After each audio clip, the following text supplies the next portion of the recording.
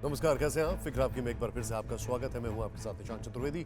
शुरुआत करते हैं आपकी फिक्र की बड़ी बड़ी खबरों के साथ। अफगानिस्तान में एक आतंकी संगठन तालिबान का राज आने जा रहा है।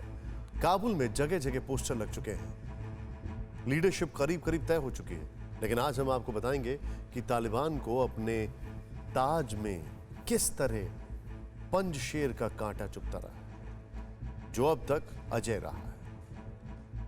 और फिर विश्लेषण करेंगे उस फिक्र की जो हम लगातार करते आ रहे हैं। चाइनीज झांसे में अब तालिबान ऐलानिया तौर पर फंस चुका है। तालिबान ने कहा है कि उसका सबसे करीबी चीनी होगा और उससे वो आर्थिक मदद भी लेगा।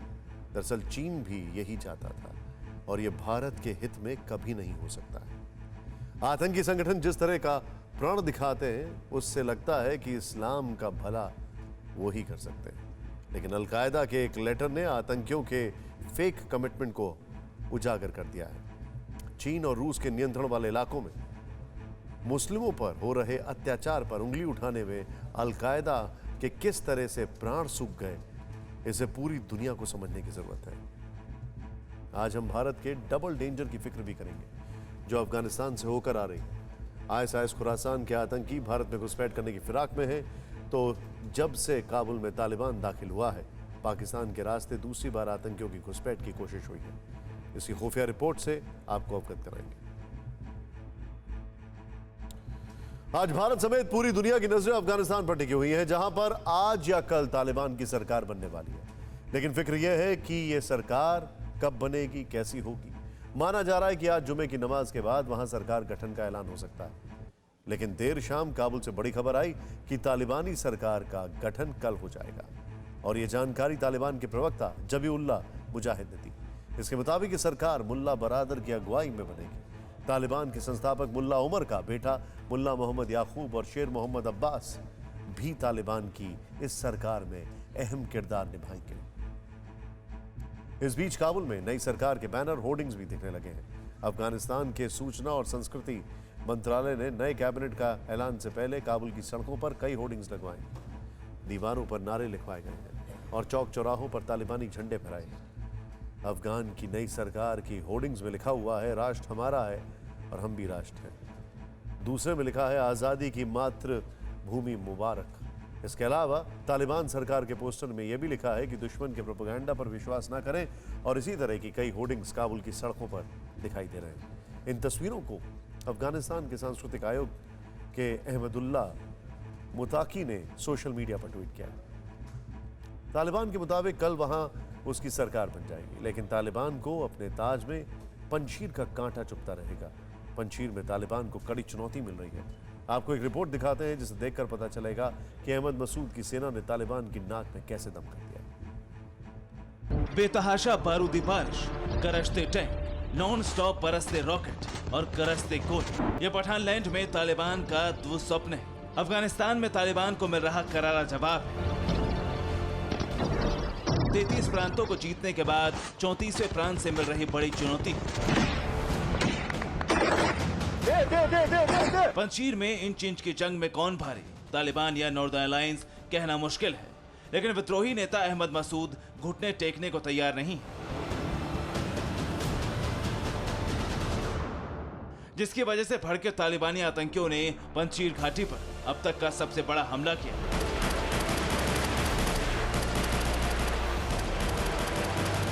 मुफ्त में मिली अमेरिकी हथियारों का मुंह भी पंजशीर की ओर मोड़ दिया। तालिबान ने दावा किया कि बीती रात उसके लड़ाकों ने पंजशीर घाटी को चारों ओर से घेर लिया। रात भर दोनों तरफ से भीषण बमबारी हुई।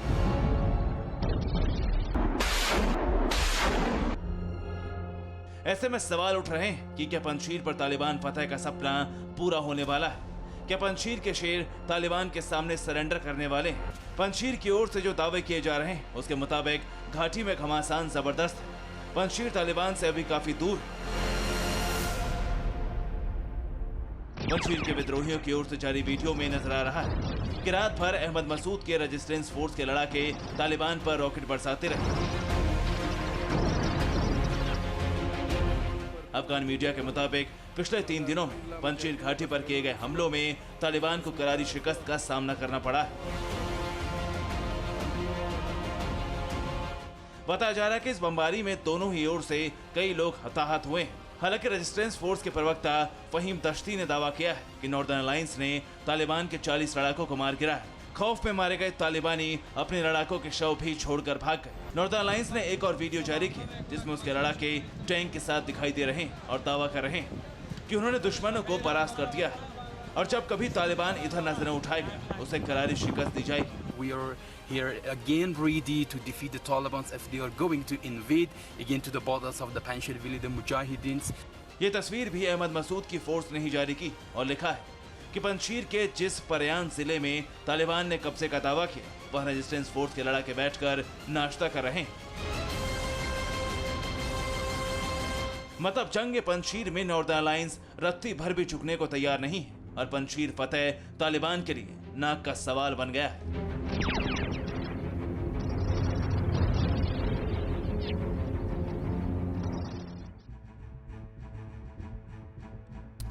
पंजशीर में तालिबान को पांव जमाने का मौका नहीं मिल रहा है। बावजूद इसके तालिबान के वरिष्ठ नेता आमिर खान मुताकी ने पंजशीर घाटी के लड़ाकों को अपने हथियार डाल देने की चेतावनी दी है, लेकिन अब तक इस चेतावनी का पंजशीर पर कोई असर नहीं हुआ।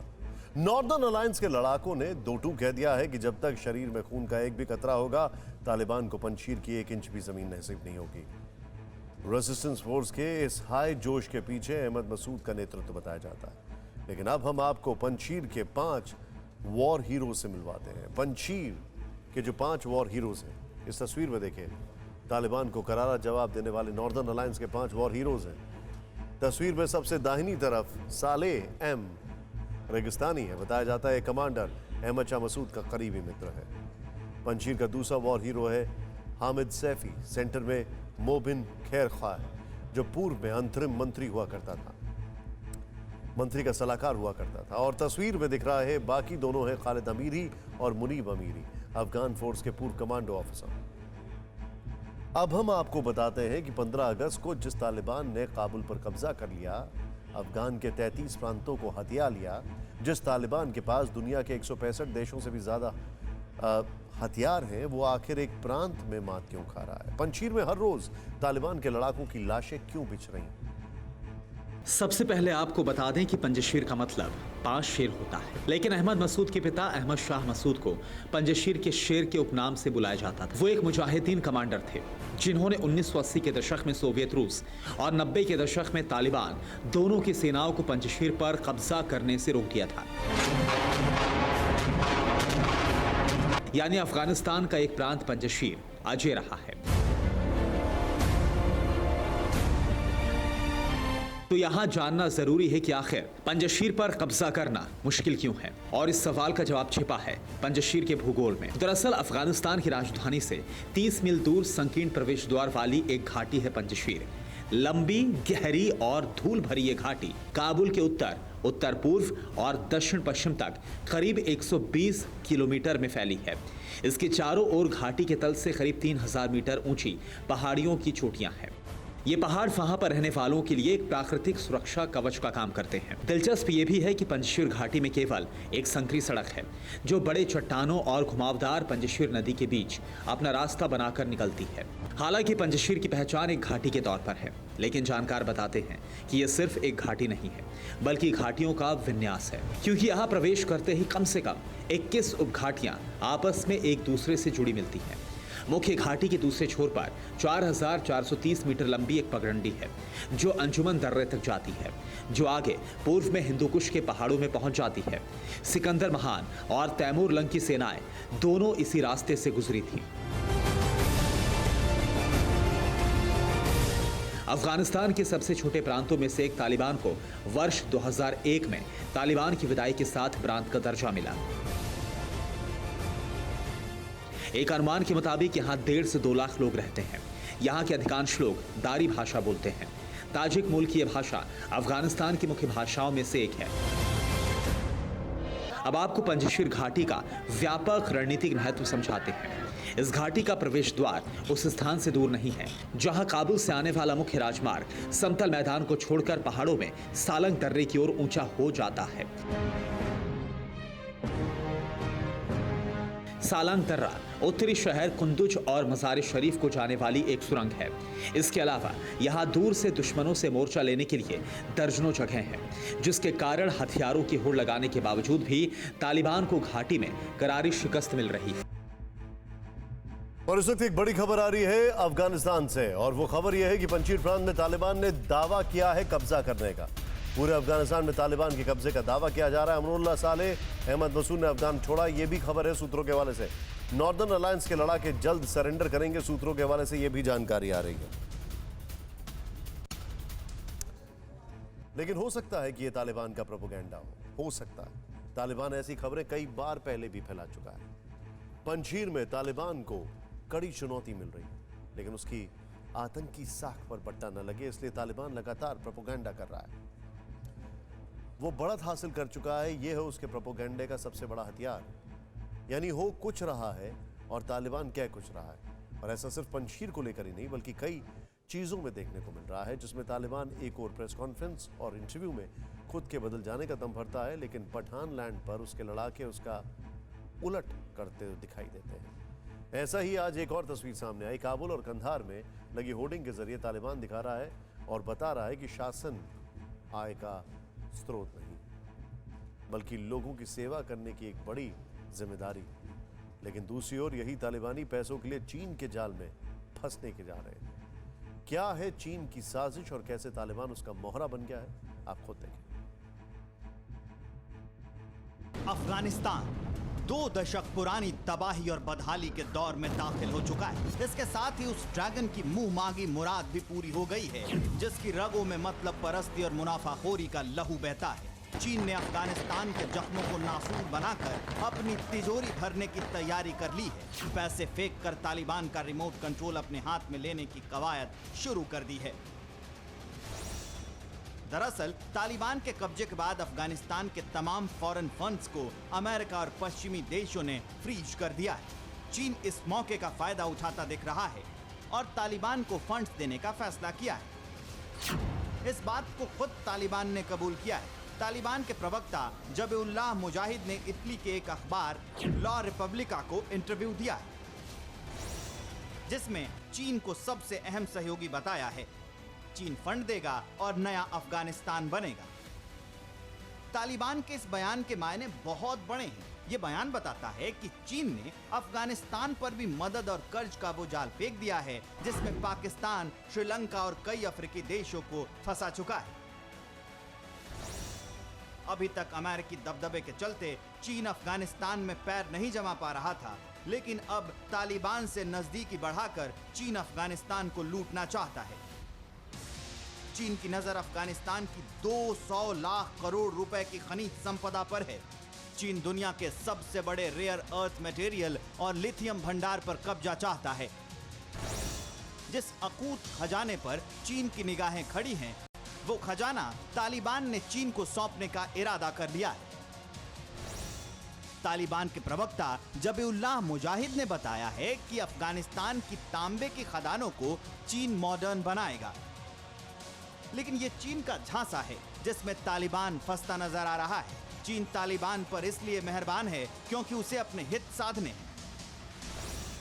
उनमें से एक सबसे अहम प्रोजेक्ट है वन बेल्ट वन रोड। इसके जरिए मिडिल ईस्ट से लेकर यूरोप, अफ्रीका तक पैठ बनाना चाहता है और ये रास्ता अफगानिस्तान से होकर ही आगे बढ़ता है। इसलिए ये प्रोजेक्ट तालिबान के बिना पूरा नहीं हो सकता। इसलिए चीन तालिबान का जमकर मेहरबान है। मेहरबानी की एक और बड़ी वजह है उइगर विद्रोह। दरअसल चीन की शिंजियांग प्रांत की सीमा का एक हिस्सा अफगानिस्तान से जुड़ा है। यहाँ सरहद के दोनों ओर ईस्ट तुर्किस्तान इस्लामिक मूवमेंट के लड़ाके सक्रिय हैं, जो उइगर मुस्लिमों के लिए शिंजियांग प्रांत को आजाद कराने के लिए लड़ रहे हैं।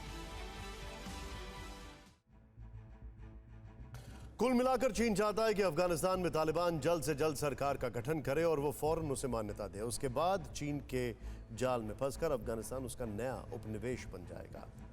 महाशक्ति बनने के उसके मिशन के लिए पैसा भी जुटाता रहे और चीन की शक्ति बढ़ता देखकर उसके खिलाफ कोई खड़ा होने की हिम्मत भी ना कर सके। और इसके लिए चीन तालिबान को झांसा दे रहा है और अफगानिस्तान के उस हिस्से को सबसे पहले अपना नाम करना चाह रहा है, जिसकी बदौलत 20 साल तक अमेरिका की अफगानिस्तान में पकड़ मजबूत बनी रही। बगराम एयरबेस, अमेरिका ने यहीं से अफगानिस्तान में आतंक के खिलाफ 20 साल लंबी जंग लड़ी। यहीं से उड़े फाइटर जेट्स और ड्रोन ने बारूद बरसाकर हजारों तालिबानी आतंकवादियों को मौत के घाट उतारा। यहीं से हजारों तालिबानियों को कब्र में पहुंचाने के ऑपरेशन को अंजाम दिया गया। बगराम एयरबेस अफगानिस्तान में अमेरिकी फौज के लिए पावर सेंटर और तालिबानी दहशतगर्दों के लिए टेरर सेंटर था। लेकिन अब अमेरिका के अफगानिस्तान से चले जाने के बाद चीन बगराम एयरबेस पर कब्जा करने की फिराक में है। ये चेतावनी और आशंका संयुक्त राष्ट्र में अमेरिका के पूर्व राजदूत निकी हेली ने जताई है। चीन पर नजर रखने की जरूरत है, क्योंकि मुझे लगता है कि आप चीन को बगराम एयरबेस तक कदम बढ़ाते देख सकेंगे। चीन अफगानिस्तान में भी पैर जमा रहा है और भारत के खिलाफ मजबूत स्थिति बनाने के लिए पाकिस्तान का इस्तेमाल करने की कोशिश कर रहा है। यानी वो बगराम एयरबेस जो कल तक आतंकवाद के खिलाफ लड़ाई का सबसे बड़ा सेंटर था, वो आतंक का सेंटर बनने वाला है। यहाँ पर 2 रनवे की सुविधा है और यहाँ काबुल से आना और जाना बेहद आसान है। काबुल से इस एयरबेस की दूरी मात्र 40 किलोमीटर है। यहाँ पर 10,000 सैनिकों के रहने का इंतजाम था। 100 से ज्यादा फाइटर जेट्स और दर्जनों मिलिट्री ट्रांसपोर्ट एयरक्राफ्ट तैनात रहते थे। बगराम एयरपोर्ट के इसी रणनीतिक महत्व को देखते हुए चीन उस पर अपना कब्जा करना चाहता है, क्योंकि बगराम एयरबेस की लोकेशन और इंफ्रास्ट्रक्चर की बदौलत ही अमेरिका 20 साल तक वहां पर सैनिकों को लाकर उन्हें ट्रेनिंग देकर गोला बारूद जमा करके अफगानिस्तान में युद्ध लड़ सका। और अब वही बनाया गया एयरबेस चीन के लिए एक और विदेशी ठिकाना बन सकता है, ऐसा ठिकाना जिससे अफगानिस्तान पर उसकी पकड़ मजबूत हो जाएगी।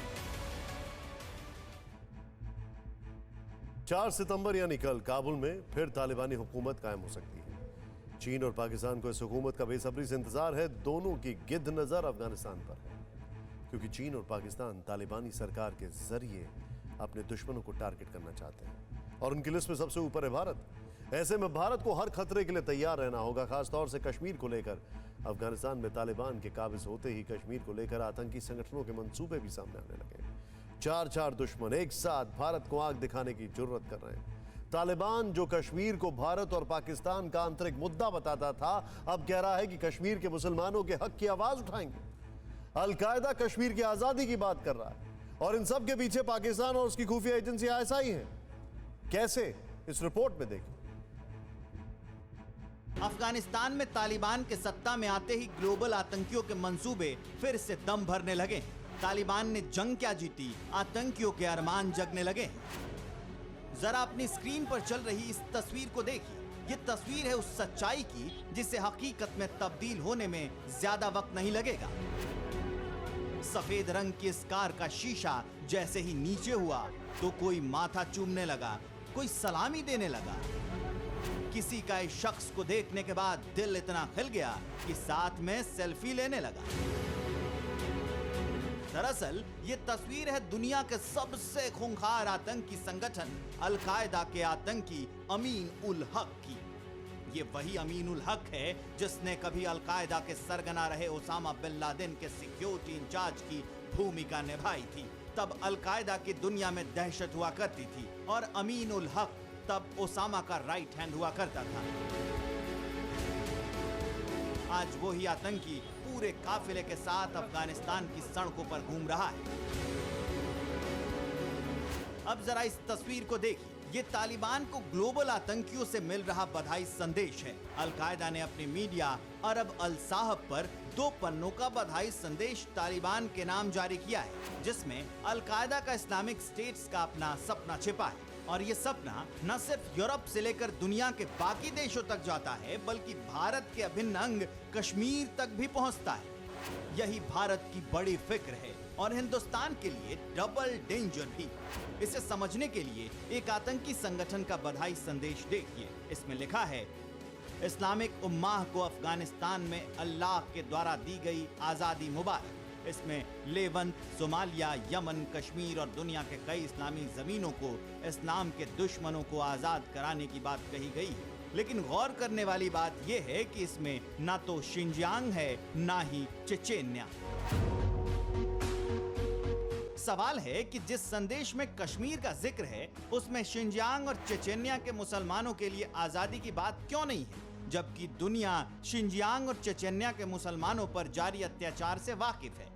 हिंदुस्तान की खुफिया एजेंसियों के पास इस खेल के पीछे की पुख्ता जानकारी है। इंटेलिजेंस रिपोर्ट है कि ग्लोबल जिहाद पर अल-कायदा का संदेश, जिसमें कश्मीर भी शामिल है, पाकिस्तान की खुफिया एजेंसी ISI के इशारे पर दिया गया है और ISI के ही आदेश पर अल-कायदा ने शिंजियांग और चेचेन्या का नाम संदेश से हटाया है। ये खेल खतरनाक है। एक तरफ अल-कायदा का संदेश है तो दूसरी तरफ उइगर मुसलमानों पर चुप्पी साधने वाले तालिबान का कश्मीर पर बयान। तालिबान ने कहा है कि तालिबान को कश्मीर सहित दुनिया भर के मुसलमानों के लिए आवाज उठाने का अधिकार है। अब तक कश्मीर तालिबान के एजेंडे में नहीं था, लेकिन अल-कायदा और तालिबान का कश्मीर प्रेम छलकना भारत के लिए डबल डेंजर है। ये बात अलग है कि अल-कायदा हो, तालिबान हो या पाकिस्तान, ये जानते हैं कि कश्मीर को लेकर इनका इरादा ना तो कभी पूरा हुआ है ना होगा।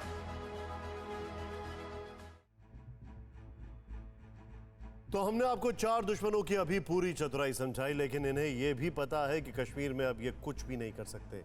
इनके बचे कुचे आतंकी भी घाटी में मारे जा रहे हैं और भारत अब कश्मीर की चिंता छोड़कर कश्मीर के अधूरे नक्शे को पूरा करने की ओर बढ़ रहा है। यानी पाक अधिकृत कश्मीर को कश्मीर से जोड़ने की रणनीति पर चल रहा है काम, ऐसा कहा जाता है।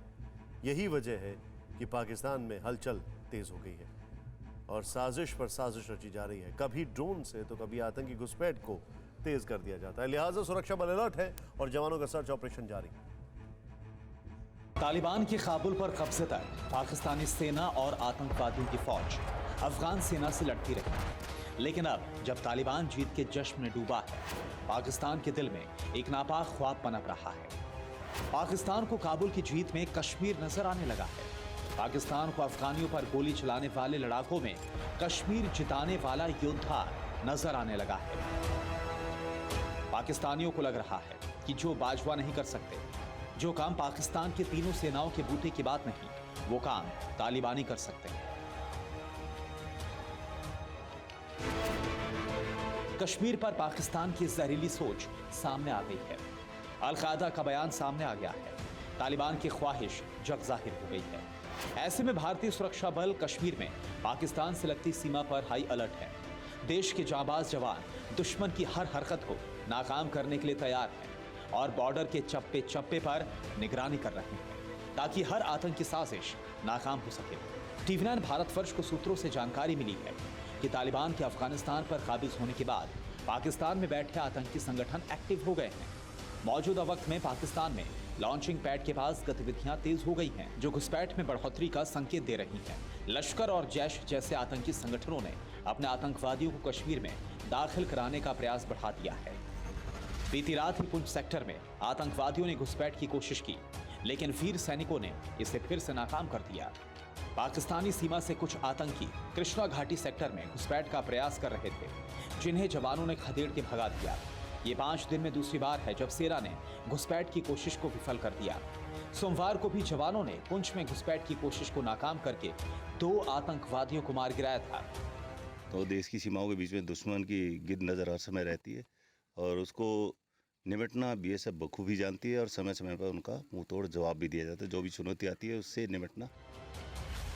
जम्मू कश्मीर में आतंकी संगठन लगातार साजिश रच रहे हैं। इसके लिए सीमा पार से ड्रोन का सहारा भी लिया जा रहा है। हर बीते दिन के साथ जम्मू में संदिग्ध ड्रोन देखे जा रहे हैं। आतंकी ड्रोन का इस्तेमाल कर रहे हैं। हालांकि बॉर्डर की सुरक्षा में सरहद पर हिंद के जवान पूरी तरह से मुस्तैद हैं। दुश्मन ने अगर कुछ भी गलत हरकत की तो बॉर्डर पर मौजूद भारत के सैनिक मुंहतोड़ जवाब देंगे। अब फिक्र कोरोना काल में रहस्यमय बुखार के कहर की, जो उत्तर प्रदेश में तेजी से लोगों को शिकार बनाते जा रहा है।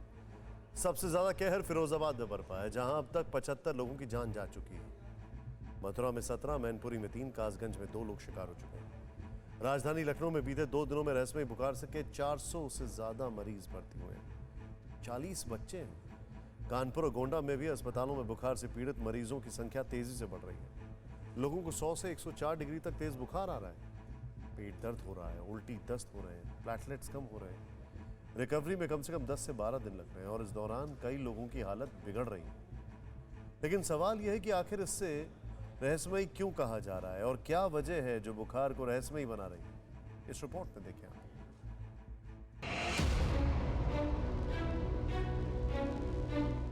एक और लोग कोरोना की लहर से हलकान हैं और उनकी परेशानी को रहस्यमय बुखार की लहर ने और बढ़ा दिया है। बुखार आ क्यों रहा है, इसकी वजह कोरोना है या dengue, malaria, scrub typhus, typhoid, encephalitis या लेप्टोस्पायरोसिस, ये पता लगाना मुश्किल हो रहा है।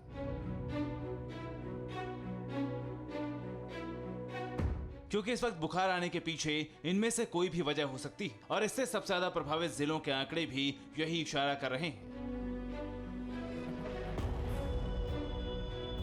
फिरोजाबाद में बीते 3 दिनों से 213 सैंपल्स में 160 में डेंगू की पुष्टि हुई है, 20 में स्क्रब टाइफस की। बाकी मरीजों में बुखार की वजह अभी भी रहस्य है। मथुरा में अभी तक स्क्रब टाइफस के 60, लेप्टोस्पायरोसिस के 40, डेंगू के 100 से ज्यादा, मलेरिया के 8 और इंसेफेलाइटिस का 1 मामला होने की पुष्टि हुई है। देखना पड़ता है कि किस टाइप का फीवर है और खासकर एकदम कोविड भी इस समय चल रहा है, तो हम ये नहीं कह सकते कि इसमें कौन सी बीमारी है जब तक पेशेंट को ना देखा जाए, जब तक पेशेंट की जांच न कराई जाए। सारे मरीज ऐसा नहीं है कि एक ही बीमारी से हैं। लेकिन ये पता लगाने में हो रही देरी की वजह से बुखार का कहर और लहर दोनों बढ़ते जा रहे हैं। दरअसल हर बीमारी का पता लगाने के लिए अलग अलग टेस्ट किए जाते हैं और हर टेस्ट में अलग अलग समय लगता है। और आगे बढ़ने से पहले आपको बता दें, TV9 भारतवर्ष पर एक बार फिर शुरू होने जा रही है आपकी पसंदीदा सीरीज लूट घर। सोमवार से हर रोज रात 9 बजे के बुलेटिन में हम इस विशेष सीरीज में आपको मकान की खरीद से जुड़ी दिक्कतों और उसके समाधान के बारे में बताएंगे। अगर आपको भी लगता है कि घर बनाना या खरीदने का आपका सुंदर सपना किसी डरावने ख्वाब में बदल चुका है, तो आप हमें lootghar@tv9.com पर लिखें। TV9 भारतवर्ष आपकी आवाज बनेगा, यह हमारा वादा है। क्या मकान लेकर पछता रहे हैं? क्या फ्लैट खरीद कर घबरा रहे हैं? आ रहे हैं हम आपकी आवाज बनकर। स्पेशल सीरीज लूट घर देखिए सोमवार से रात 9 बजे।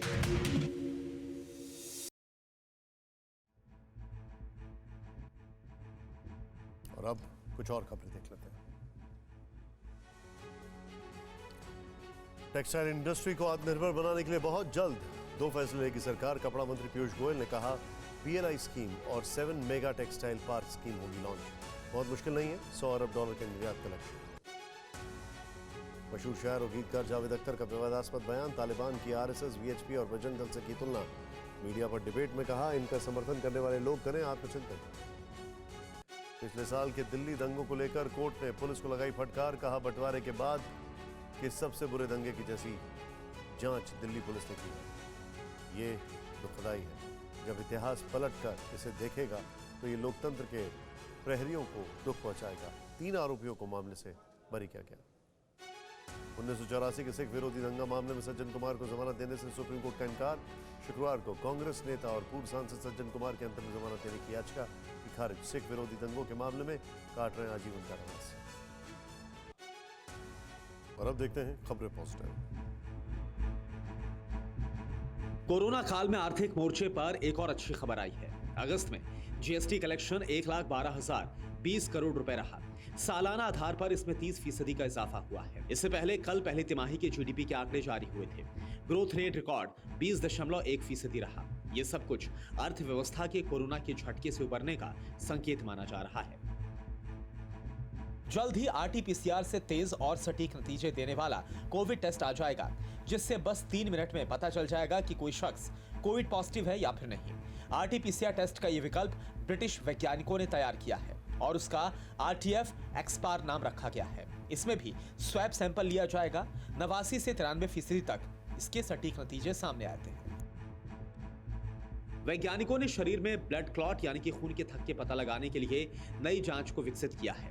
रिसर्च करने वाली एडिनबर्ग यूनिवर्सिटी के शोधकर्ताओं का कहना है कि नई जांच में डाई की मदद से हार्ट के बाहर मौजूद ब्लड में ब्लड क्लॉट्स देखे जा सके हैं और इस जांच में एंजियोग्राम से भी ज्यादा बेहतर नतीजे मिले हैं। शरीर में ब्लड क्लॉट का पता लगाना जरूरी है क्योंकि ये हार्ट अटैक का खतरा बढ़ाता है। अगर आप नोएडा या फिर ग्रेटर नोएडा में घर खरीदने के बारे में सोच रहे हैं तो आपके लिए एक बढ़िया मौका है। ये मौका एनबीसीसी यानी कि national building construction corporation limited ने आम्रपाली के 4 प्रोजेक्ट्स के फ्लैटों की बिक्री शुरू करके दिया है। ये फ्लैट अधूरे हैं जिनकी बिक्री अभी तक नहीं हुई है। अब ये फ्लैट एनबीसीसी ड्रॉ के जरिए कम दाम पर बेच रही है। इसके लिए 14 सितंबर तक आवेदन किया जा सकता है। और अब देखते हैं जो है सो।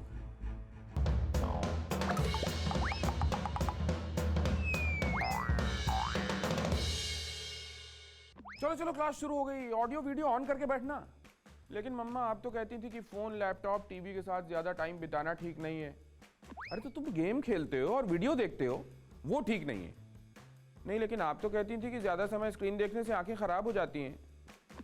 नहीं क्लास लेने पर खराब नहीं होती। अच्छा पढ़ाई अच्छी बात होती, लेकिन स्क्रीन तो उसमें भी देखनी पड़ेगी ना।